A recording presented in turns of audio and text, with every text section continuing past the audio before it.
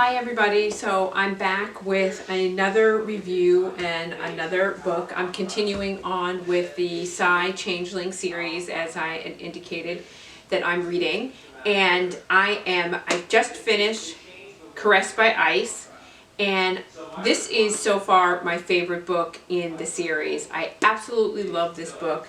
This one, it's interesting because now as we're starting to get into the series, they're introducing, and I'm going to review two books today, but they're starting to introduce a more complex topics. And so this story is about it's about Brina, and she is she's part of the wolf pack, and she is a changeling.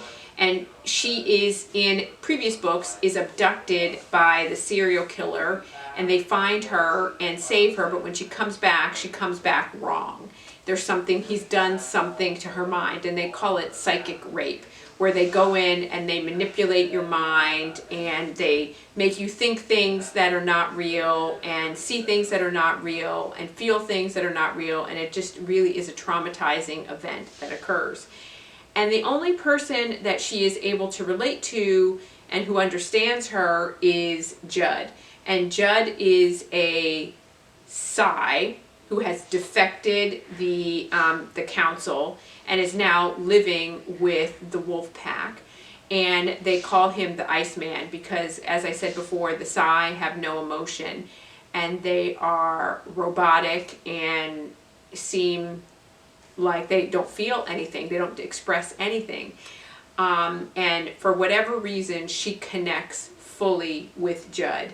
And the passion that burns between them, it says they can push them both over the edge. But the thing that's really interesting about this story is Judd, in all of his cold as ice demeanor, is the one who sees through and can bring Brina out of this place where she feels too much and she feels overwhelmed and it's painful and it hurts and she doesn't want to be touched. And the wolf pack is all about, and the changelings are all about being touched.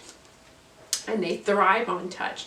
Touch is the way that they communicate, they caress, they kiss, and it's not a overt form of sexuality, but rather a form of connection, and she can't take that, and so Judd is the only one whom she can be around.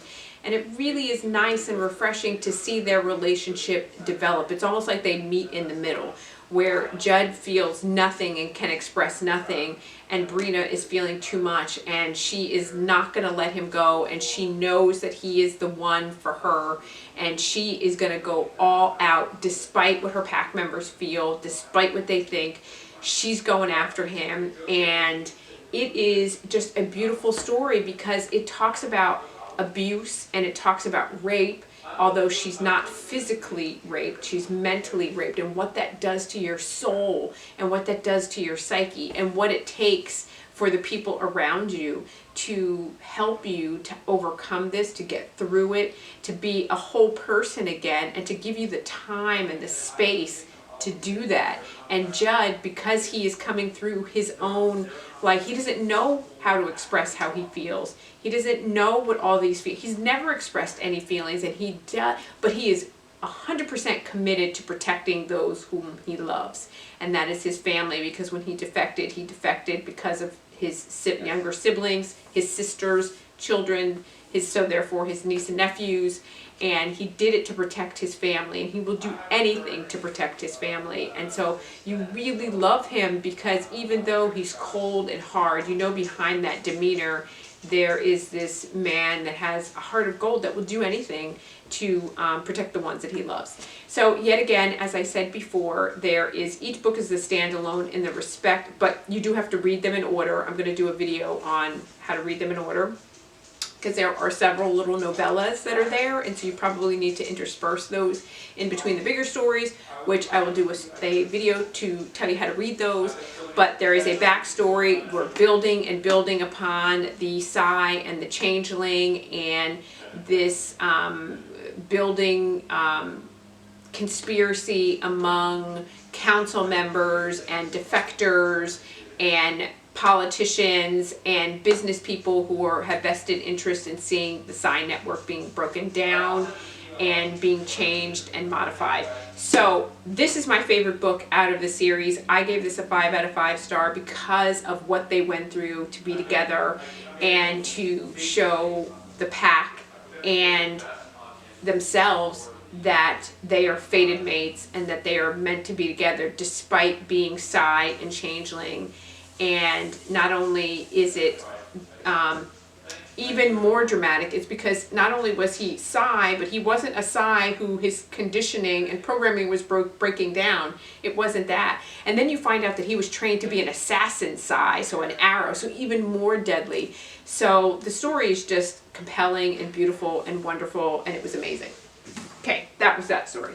Then the second book that I read in the story is Mind to Possess. And this is Clay and Talon's story. Clay and Talon are childhood friends.